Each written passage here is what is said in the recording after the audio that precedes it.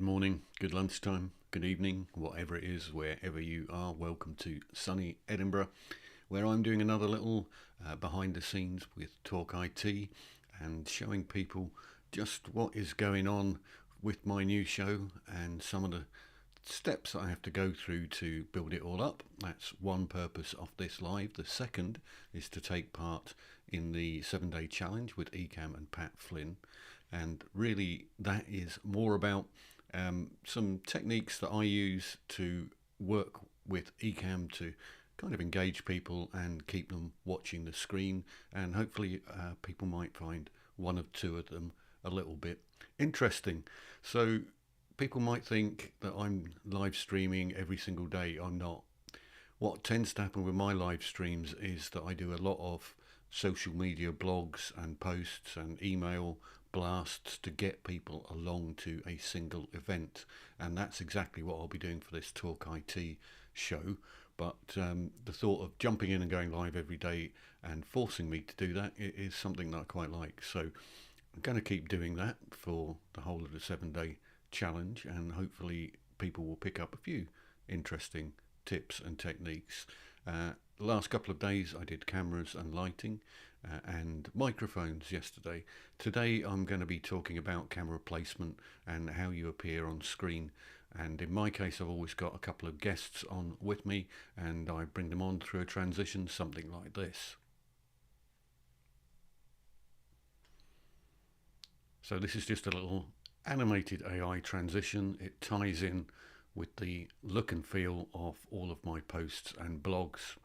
And what you're seeing right now is something that always drives me crazy when I see multiple people on a show with a host plus guests, and everybody is all over the place in terms of size and look, and it just doesn't look good. So when I do a show, what I like to do is I get people in and I try and move their cameras around and get them all looking roughly even and in the same place. So I'm going to try a little bit of that today. But before I jump into live demo mode, let me just show you a little template that I've got made up in the background. This template is the rule of thirds template, and what it's showing me here is where I should be positioned on the screen, and lo and behold, it looks like I am in the right position on the screen. So this is something that comes from photography and videography, and it just says split the screen into thirds. Your eye level should be on the top third of the screen, and you can see quite blatantly that it's not for my two guests. So let's just bring in the little group there for the two guests, and they are missing totally where they should be. So let me go in and have a little play about with the cameras and try and get people roughly in the right place. It doesn't have to be exact, and people will move around, but roughly in the right place. So in order to do that, what I'm going to do is jump into live demo mode in Ecamm, which is the software that I'm using for building up my show. So if I go into live demo mode, you're going to see my whole screen, my very, very wide screen with lots of information on it. So what is on this wide screen? I have got the horizontal version of what will be my live show in the middle of the screen there, and on the right I've got a vertical version which I will use for repurposing the content. So I won't be going live in vertical, that is purely for repurposing the content. And the reason I'm not going live in vertical is because there is a bit more restrictions over the controls and things like that that appear on your phone if you're looking at something live than on the replay, which is much cleaner and tidier. So I have got Ecamm on the screen mainly, but I've also got to the left hand side the OBSBot Control Center, which is the app that controls the OBSBot cameras. So I'm going to have a play with that in a second or two. But first of all, I'm just going to sort out this camera here, which is camera C. And I go up to camera C in Ecamm, and I've got a few things that I can do. But primarily, I have intentionally made it look wrong. So I'm just going to click this button here, which is the digital pan and zoom, and that's me sorted that particular camera out. But that really was a little bit of a cheat, it was just to demonstrate how badly people tend to turn up on camera. What I'm now going to do is have a look at this camera, which is camera D, and I've switched to that camera in Ecamm, and I could make some changes in Ecamm, and I will do in a minute or two, but I also have the option to change things around in the OBSBot camera settings. So this is a Meet SE OBSBot, which is a really cheap version of the cameras, but even in this cheap little version of the camera I can move things around using this gimbal, and that is going to let me get myself in roughly the right place. So suddenly things are looking a lot better. Unfortunately, the OBSBot camera is not quite as good as the ZV-E10, which is this big one in the middle, which is I'm looking at there. The OBSBot is just over to one side, and we will come back and have a look at those in the background a little bit later. But I could make some settings and tweaks within the OBSBot center to change the camera around, to change ISO and things like that about. I'm not a camera expert, so I don't know too much about those sort of things, but I will come back and look at them later in the week. However, there's other tweaks that I could do within Ecamm itself. So Ecamm lets me, for instance, change the temperature. So if you look at that top right hand camera, you can see that I'm upping the temperature a little bit now to try and match my face with the one in the large central space. If I then take the gamma up a little as well, I'm now starting to match those two cameras much better than previously, and I can actually apply something called a LUT, which is a lookup table, which just starts to match colors and things which I've already got placed on camera A, and now it is placed on this camera as well. So actually, if you look at those two cameras, the one in the big square here is going on for £1,000 worth of camera and lens and everything else. The one which is top right hand corner is £70, something like that. Not a lot of difference. I've got a nice bokeh blur behind me, but I can do a little bit of that with the other camera as well. So now I've got everything in position. What I can do in Ecamm is come down and say, for camera D, apply to all. That's really important, because that's now going to apply those settings to all of the different cameras.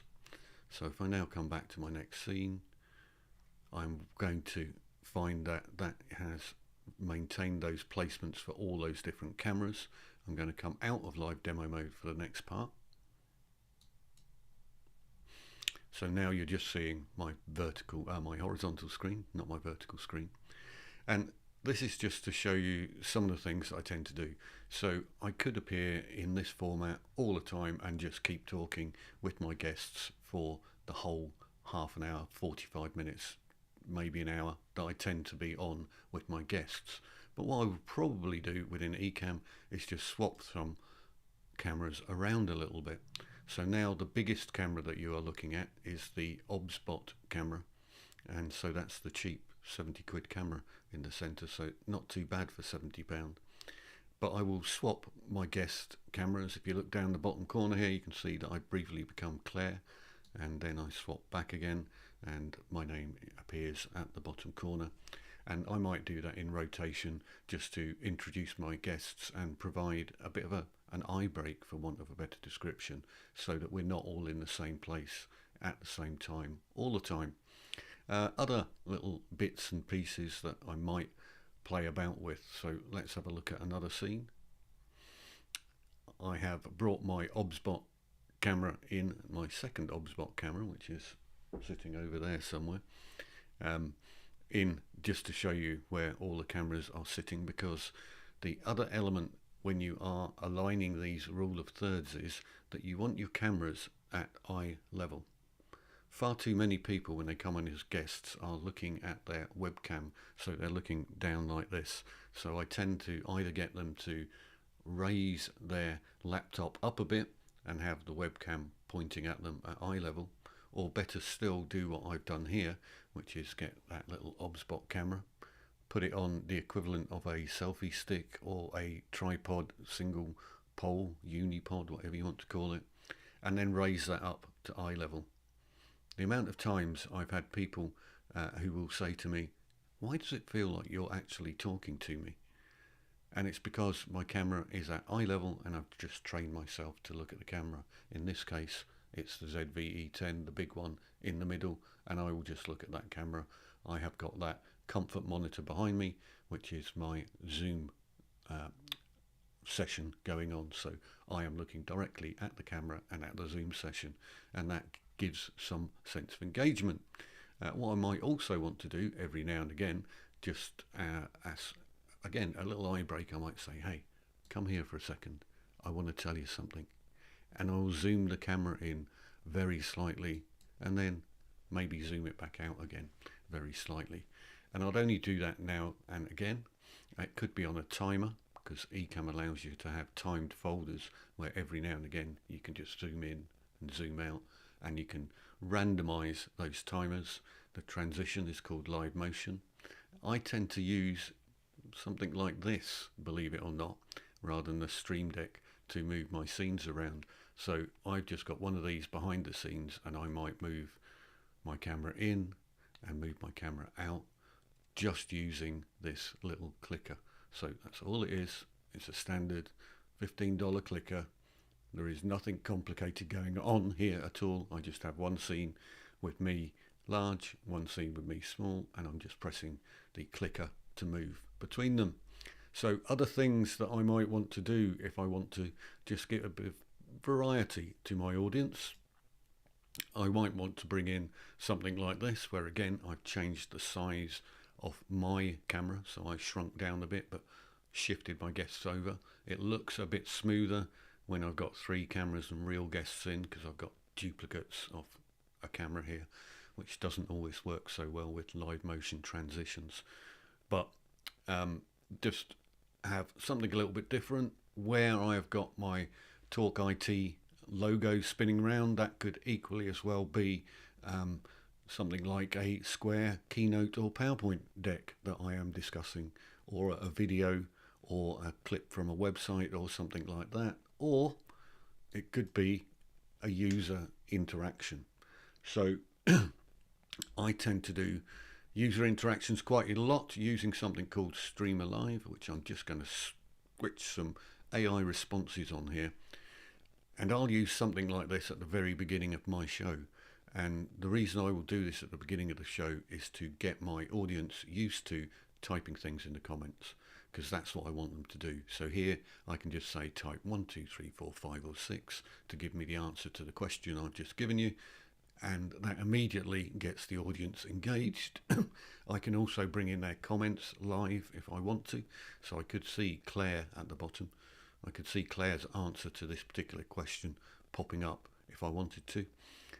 But this is a live interaction using Streamer Live directly into Zoom. In my case, it could go into YouTube, but the people don't have to leave that platform. They just type in directly from that platform. Why do I do that at the beginning of the show?